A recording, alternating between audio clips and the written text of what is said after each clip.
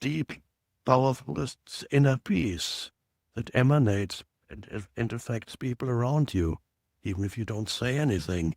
And this is what old age is supposed to be. That old age is supposed to be opportunity for self-transcendence, because the self that you had identified with is coming to an end. You might as well transcend it now.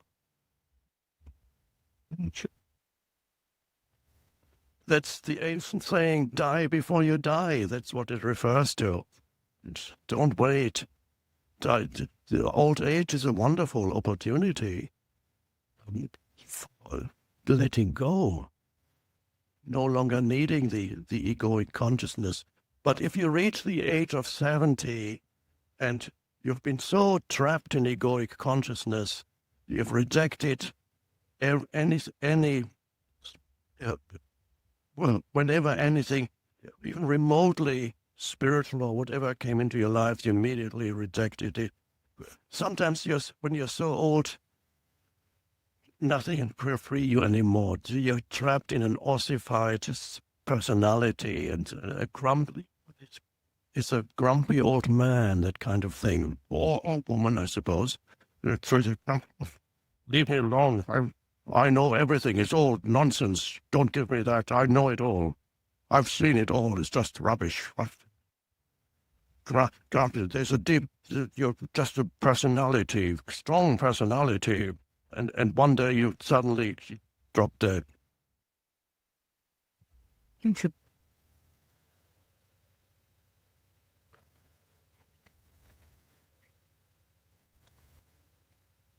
So coming to use your daily life, which is the best practice. Don't look for an ideal situation to practice spiritual awakening. The ideal situation is the situation you're facing right now. That's the ideal for you. Use that, and wonderful. Use the time that we are moving into for deepening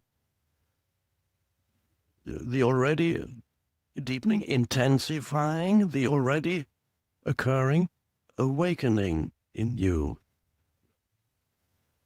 When so-called bad things happen, you look at it, let go of adding any thought to it. What is bad on one level is no longer bad from a higher level of existence. There are different levels of truth. For example, incurring a serious illness is usually considered bad. Of course, it is a life-threatening illness. You would call it bad. But is it? It's an opportunity for awakening too. And I have met over the years quite a few people, many, who were faced with a life-threatening illness, and it drove them into disidentifying from all the stuff that they had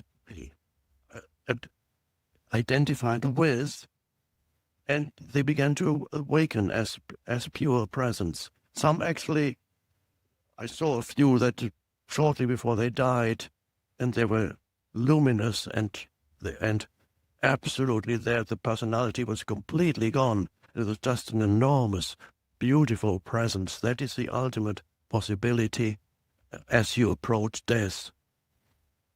Interesting story from my own life. You were, as you know, twice our gathering was postponed, twice because of COVID.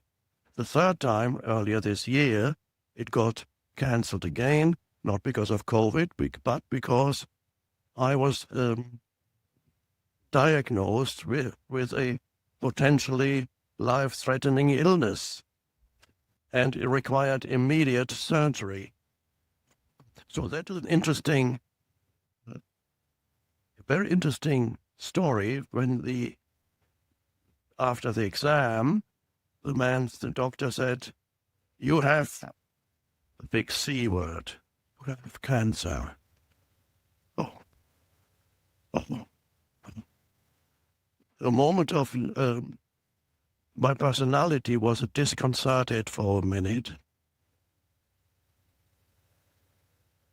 And then I sensed a very deep, there's usually presence in the background, but the presence that I sensed usually in the background somewhere suddenly filled my entire being. And then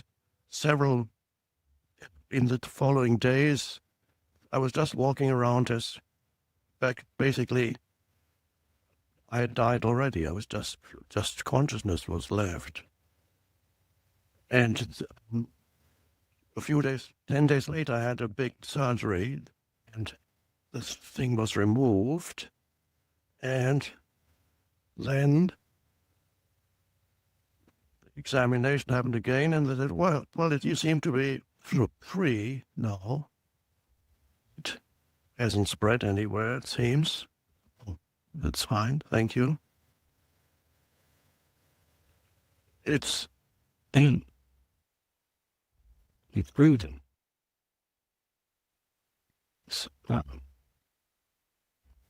So this is, it came to me, I was already well prepared for that kind of thing, but it can be a very powerful opening for anybody if you know how to approach it.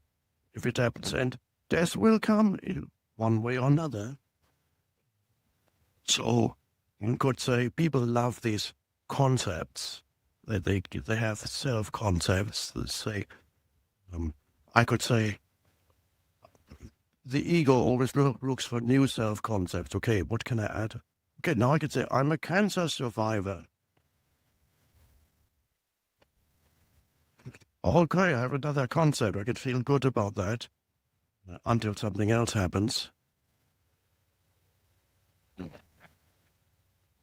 Conceptual identities, again, be very careful with any, also if you're engaged in spiritual awakening, be very vigilant so that you do not replace one conceptual identity with another conceptual identity. For example, you might progress from being attached to your BMW or your Ferrari and derive an enhanced sense of fictitious identity from that.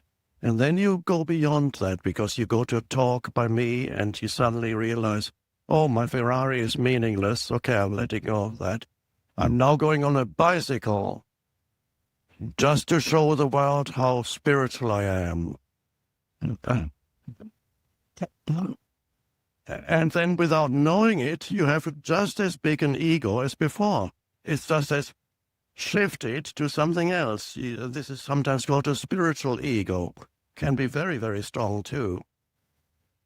So the ego is looking for always, be careful so that the ego doesn't come, through the back door, as it tends to do. Oh, I acquired the other day I acquired another identity. I was walking in the forest, going for a walk, and a young couple, a man and a woman, came in the opposite direction. And the man looked at me and then stopped for a moment and said, I know you from somewhere. What is your name? I said, Eckhart. Oh, yes, I watch your YouTube all the time, or watch you all the time on YouTube. And he said to his girlfriend, look, this guy is a famous YouTuber. Hey,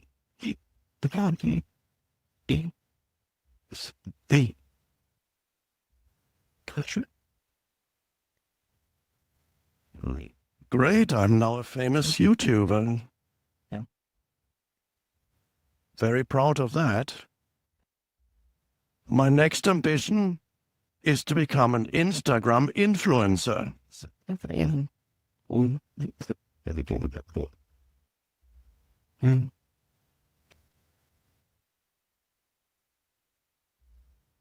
Now you might think I'm too old for that, but there are many wonderful filters you can use. You won't even recognize me.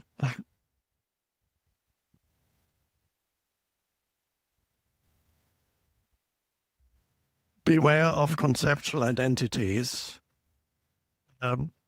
Again, people will want to give you identities. They want to impose identities. Don't take them on board. Don't accept them. People call me a spiritual teacher. Again, it's the conceptual identity.